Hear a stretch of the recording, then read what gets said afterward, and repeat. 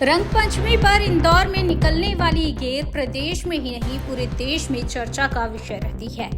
इसके आयोजकों का कहना है कि छोटी सी गेर आज विशाल रूप धारण कर चुकी है। इसमें नेताओं की एंट्री नहीं होनी चाहिए।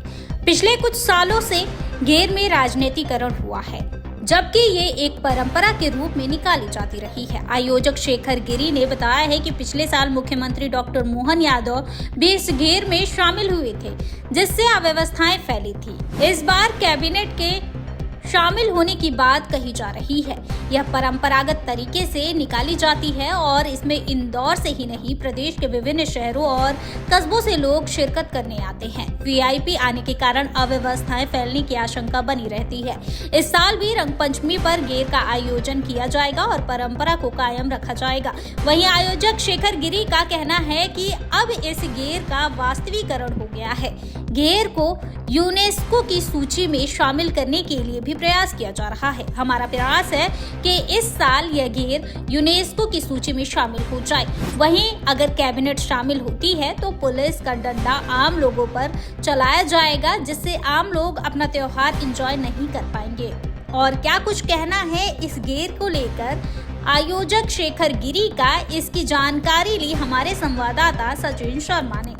होली का त्यौहार आने वाला है, जो शहर में बड़े ही धूमधाम से मनाया जाता है। वहीं होली से ज़्यादा रंग पंचमी का महत्व इंदौर शहर में रहता है, क्योंकि इस दिन एक बड़ी गेर यहाँ से निकलती है, जिसमें लाखों की संख्या में लोग शामिल होते हैं। इंदौर सहित आसपास के राज्यों से, आसपास के प्रदेशों से यहाँ लोग इस गेर को देखने के लिए आते हैं। कहीं ना कहीं एक गेर अपने आप में एक बड़ा अजूबा होती है और प्रदेश के लोग इस गेर को यहाँ पर निहारने के लिए आते हैं, जिसमें बड़ी संख्या में लोग शामिल होते हैं, जिसमें कई सामाजिक संगठन के लोग भी अपने अपने तर्ज पर एक यहाँ से गेर का आयोजन करते हैं और बड़ी संख्या में लोग शामिल होते हैं। हमारे साथ तो टोरी कॉर्नर गेर के आयोजक हैं शेखर गिरी जी। हम इनसे जानते हैं किस तरह की गेर रहेगी और किस तरह की तैयारियां इनके द्वारा की गई है। सर, बड़ी गेर यहाँ से निकलती है, 19 तारीख को एक बड़ी गेर निकलने वाली है, किस तरह की तैयारियाँ की गई है?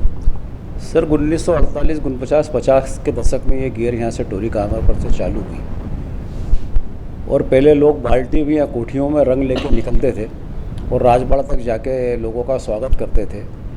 और फिर धीरे धीरे कोठियाँ, रंगाड़े, पिचकारियाँ, हाथ से चलने वाली पिचकारियाँ बनाई जाती थी। उस पिचकारियों को लेके लोगों का एक दूसरे का उत्साह, एक दूसरे पर रंग डालने का प्रचलन चालू हुआ।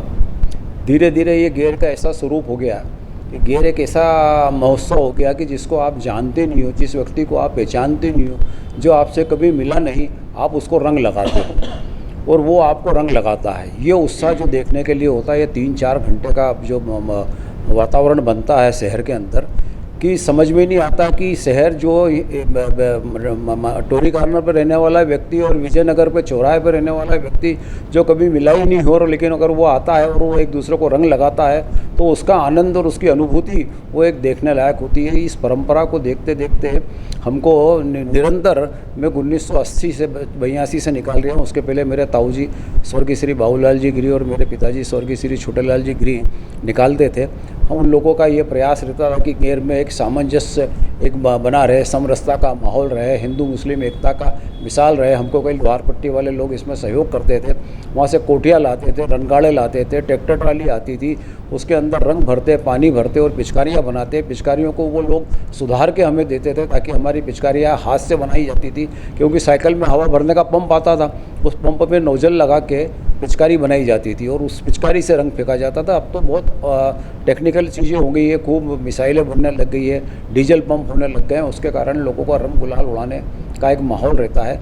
तो ये एक पारस्परिक प्रेम का संदेश अगर कहीं है तो वो टोरी कॉर्नर की गेर से प्रारंभ हुआ गेर का स्वरूप है, जिसके कारण फिर हमारे पास आसपास 4-5 गेरें और निकलकर जो राजबाड़े पे जो एकता का जो समूह देखा जाता है, वो एक बहुत जिसका वर्णन नहीं किया जा सकता, जो कि ऐसा शब्दों में जिसका वर्णन नहीं, जो एक विहंगम दृश्य होता है कि लोग कहाँ से आते हैं जिसको जानते ही नहीं। मई परिवार के लोग अब तो आते हैं, मतलब IIT के छात्र, कॉलेज के छात्र छात्राएं अपने अपने ग्रुप में निकल के आते हैं। कहीं माहेश्वरी समाज के लोग, कहीं जैन समाज के लोग अपने अपने समूह में आते हैं। कोई 20 साल या 25 साल पहले जब स्कूल की ड्रेस में था, वो गेर में आता था, तो वो अपने दोस्तों को लेके आता है। तो ऐसा वातावरण देखने को मिलता है कि जिसकी हम कल्पना नहीं कर सकते। इस बार किस तरह की तैयारियां की गई है, क्या कुछ खास होने वाला है इस बार गेर में? सर खास तो अभी हम बतलाएंगे नहीं आपको कि हम कुछ ऐसा करेंगे, लेकिन हमारे जो हर्षपाल जी हैं ये एक ऐसा इवेंट लाएंगे कि लोग एकदम चकित हो जाते हैं। पहले भी क्या था, हमारे स्वर्गीय रमेश शर्मा बोरिंगकर जो थे वो बोरिंग मशीन से गुलाल उड़ाते थे, तो उन्होंने वो एक नई प्रक्रिया चालू करी थी। फिर वो कई प्रकार के उन्होंने साधन जुटाए और उससे मिसाइलों में रंग फेंकना, गुलाल फेंकना। तो अब धीरे धीरे ये मनोरंजन बढ़ता गया। पहले हम मंगल सिंह को लाए, पार्ट फिश का BSF का जवान था, सर्कस से बोनों को लाते थे हम। उसको मिहिर को, उपाध्याय को बुलाया। जब सास भी कभी बहू में वो एक्सपायर्ड हो गए थे तो उनको महिलाएं हाथ लगा लगा के देख रही थी। तो हमने ऐसे धीरे धीरे कई विभिन्न प्रयोग करे और ये लोग इससे जुड़ते गए, ये कारवा बनता गया जिसकी हमें कभी कल्पना भी नहीं थी कि ये कारवा इस स्वरूप में आ जाएगा। ये कारवा एक अब बहुत विहंगम रूप ले चुका है, आगे और किस तरह की तैयारी की जाएगी? क्योंकि स्वाभाविक सी बात है, पब्लिक बढ़ती है तो कहीं ना कहीं नुकसान भी होता है। पुलिस प्रशासन ने बैठक ली है या किस तरह की हिदायत दी है इस बार, ताकि ऐसी कोई अब घटनाएं ना हो? सर हमारा जब आपने ये प्रश्न पूछा तो प्रशासन तो अभी मीटिंग बुलाएंगे और हम उसमें ये बात रहेंगे कि इस गेरों में कोई भी प्रदेश का VIP शामिल हो, लेकिन शामिल मतलब एक जगह पे वो स्थान पे खड़े हो जाएं ताकि वो वहाँ से सभी गेरों का स्वागत करें। क्या होता है कि पिछली बार भी, मैं किसी का मतलब आरोप नहीं लगा रहा हूँ, मोहन जी यादव साहब आए, अब वो फाग यात्रा में शामिल थे, वो गोराकुंड तक फाग यात्रा में रहे। उसके बाद वो संगम कार्नर के गेर में शामिल होना चाहे तो सागर वालों के यहाँ पुलिस ने इधर से रोक दिया, पुलिस ने उधर से रोक दिया और लोगों को डंडे मार रहे हैं और लोगों को भगा रहे हैं, VIP आ रहे हैं, तो सारी अव्यवस्था बिगड़ जाती है। मेरा मतलब ये कि वो गेर में किसी भी एक गेर में या तो वो साथ में चले या वो एक जगह राजवाड़े पे खड़े हो जाएं ताकि सभी गेरों का वहाँ पे जो भी उनको अभिवादन करना हो, अभिनंदन करना वो वहाँ से करे। मेरा एक ये पर्सनल निवेदन है ताकि शहर में कोई VIP, अगर VIP व्यवस्था हो जाएगी तो फिर पुलिस प्रशासन तो गेर को संभालने के बाद वो VIP को संभालने लग जाती है। अब VIP को संभालने लग जाएंगे तो हमारी तो गेर सब बिगड़ जाती है। मेरा ये प्रशासन से विनम्र अनुरोध है कि वो इस बात को शासन को इतला करे कि अगर कोई आते भी हैं तो आने में हमको तकलीफ नहीं, या तो वो एक गेर के साथ चले, अदला बदली नहीं करे कि इस गेर में भी चले जाऊँ, उस गेर में भी चले जाऊँ, या फिर वो राजवाड़े पे जो भी अच्छा स्पॉट लगे वहाँ खड़े होके वो वहाँ पे सभी गेरों का स्वागत करें। महापौर जी ने पिछले दिनों अपने बयान में कहा था कि इस बार जो गेर निकलेगी उसमें कैबिनेट को भी निमंत्रित किया जाएगा, जिसमें कैबिनेट के सारे मिनिस्टर इस गेर में शामिल होंगे, चाहे नेता हो, मंत्री हो, उसे लेकर जानकारी में है आपकी? मेरी जानकारी में तो नहीं है, लेकिन ऐसा होना नहीं चाहिए सर। सब जने अपने अपने प्रदेशों में गेरों का जो मंत्री लोग, जो प्रशासन है, मंत्री परिषद के लोग हैं, वो अपने अपने क्षेत्रों में गेरें निकालें, सामाजिक एक समरसता का संदेश वहाँ देवें। यहाँ तो निकल ही रही है, यहाँ पे कैलाश विजयवर्गीय जी हैं ही सबसे वरिष्ठ, तो वो सभी गेरों का स्वागत करते ही हैं और सभी गेरों का वो प्रारंभ भी करते हैं। हमारी गेर को भी सबसे पहले वही यहाँ से प्रारंभ करेंगे। तो मेरे अंदाज से सारे VIP तो नहीं आना चाहिए सर।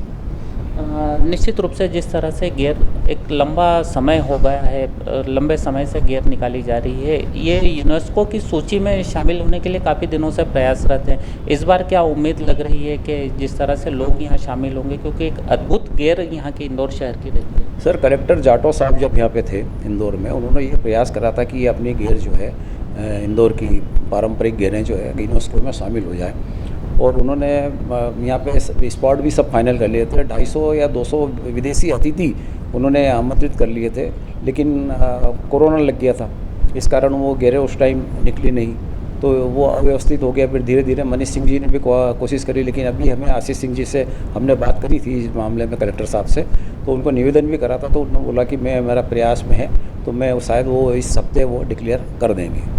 साफ तौर से कहा जाए तो जिस तरह से इंदौर शहर में पारंपरिक गेर जो निकलती है, जो रंगों की बौछार करती हुई शहर से निकलती है और कहीं ना कहीं एक अपने आप में अद्भुत इंदौर शहर की पहचान ये बनाती है गेर, तो ये इसकी तैयारियां पूरी हो चुकी है। वहीं जो जिस तरह से आयोजक ने बताया कि यूनेस्को की सूची में शामिल होने के लिए लंबे समय से प्रयासरत थे, इस बार फिर कलेक्टर को निवेदन किया गया है। अब देखना यह होगा कि ये गेर यूनेस्को की सूची में कब तक शामिल हो पाती है। कैमरा पर्सन भरत नरवरे के साथ सचिन शर्मा, स्वतंत्र समय, इंदौर।